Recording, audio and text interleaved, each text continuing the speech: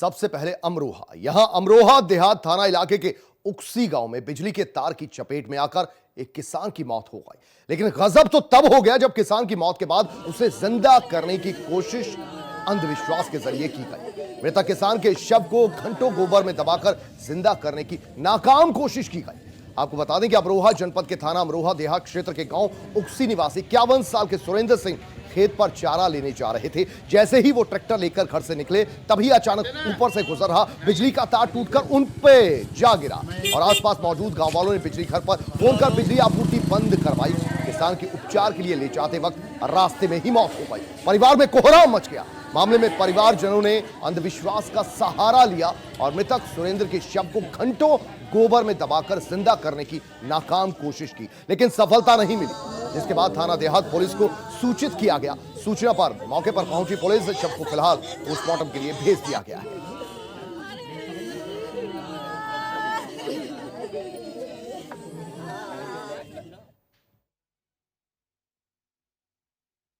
यहाँ हमारे एक चाचा थे सुरेंद्र सिंह, ये अपने ट्रैक्टर लेकर अपने खेत पे जा रहे थे और ये जर्जर तार हैं लाइन के, एक तार टूट के उनके ऊपर गिर गया जो कि 440 और 11,000 एक ही जगह निकल रही हैं।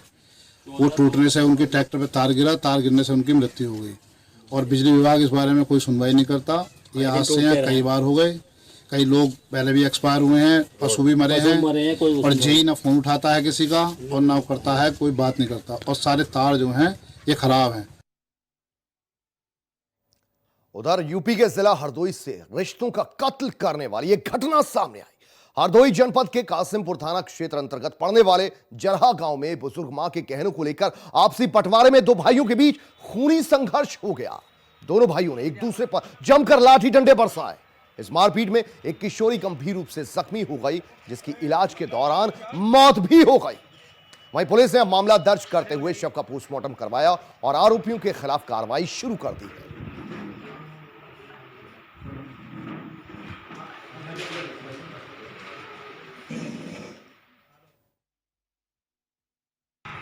एक पारिवारिक विवाद में एक बच्ची थी मन्नू, जिसको लाठी डंडों से मारपीट दिया गया था, जिसके बाद में इसकी डेथ हो गई। इस संबंध में जो इसके परिजन जिन्होंने मारपीट की थी 4 लोग, उनको गिरफ्तार किया गया है और इनके जो भी मारपीट में आला कत्ल इन्होंने लाठी यूज़ किया था उसको बरामद किया गया है। इनको गिरफ्तार कर जेल भेजा जा रहा है।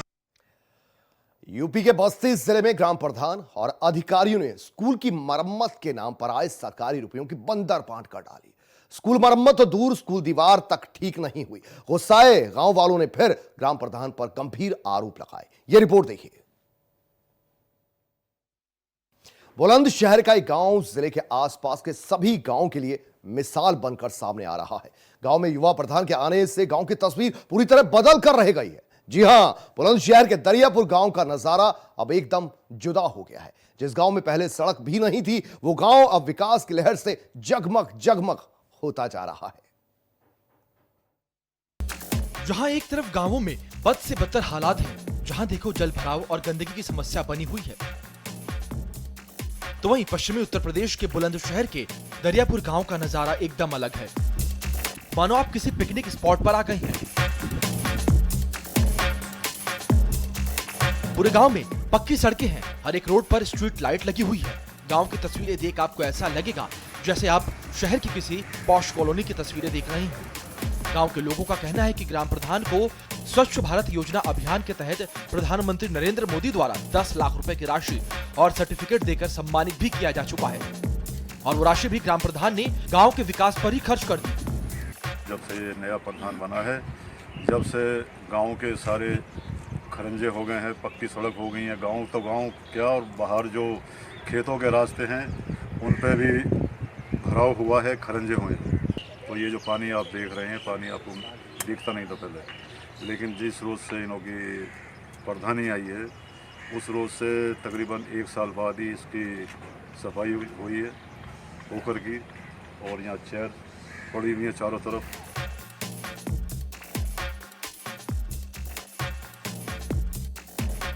बता दें कि दरियापुर गांव बुलंदशहर तहसील का एक गांव है। गांव की आबादी तकरीबन 8,000 है। ये गांव बेहद साफ और स्वच्छ है। गांव में ज्यादातर लोग शिक्षित हैं और या तो बिजनेसमैन हैं या किसी कंपनी में जॉब कर रहे हैं। गांव के लोगों का कहना है कि गांव में पहले कुछ भी नहीं था। गांव के हालात बेहद खस्ता थे, बेहद गंदगी और कच्चे रोड थे, पर अब तस्वीरें कुछ और ही हैं। जी सर, यहाँ से निकला भी नहीं जाता था और सर प्रधानी पहले भी कई लोगों पर आई, लेकिन इतना अच्छा डेवलपमेंट कभी किसी ने प्रधान ने नहीं किया यहाँ पे। जैसा कि आप देख रहे हैं कि किस तरह का खूबसूरत पॉइंट है ये, समझे, जहाँ पर लोग एंजॉय करते हैं, बैठते हैं। बहुत अच्छी जगह है और हमारे लिए प्रधानी ने खेलने का भी नेट वेट लगवाया है, बैठने के लिए कुर्सी लगवाई हैं, बहुत अच्छा।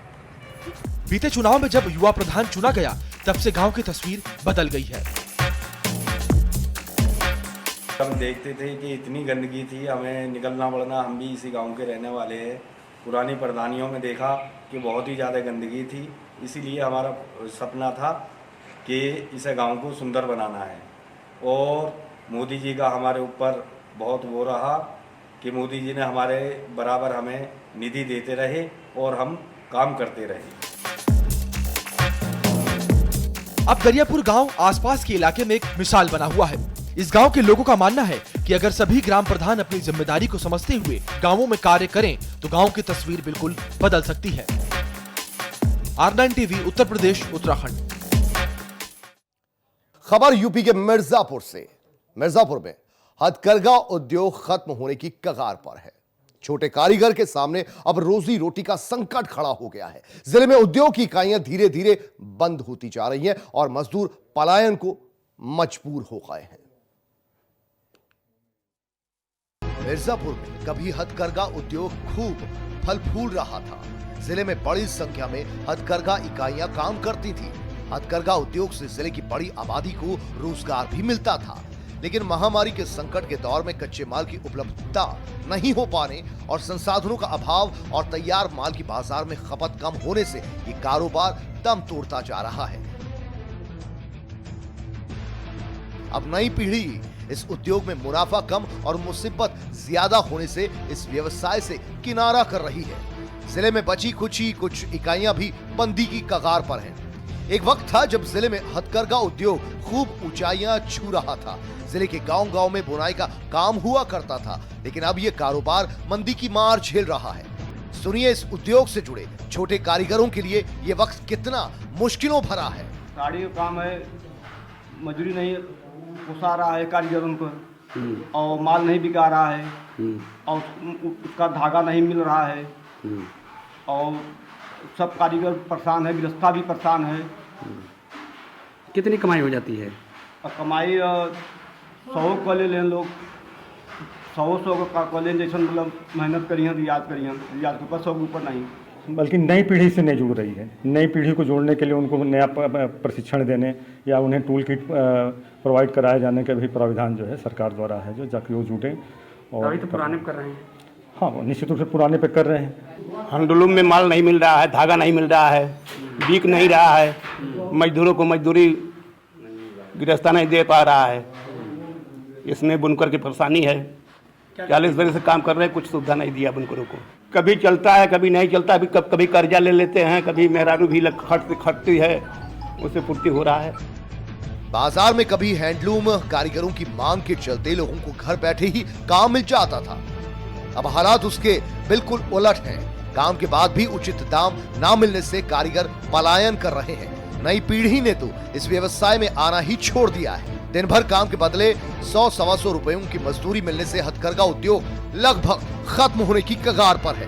Bureau report, R9 TV, Uttar Pradesh, Uttarakhand.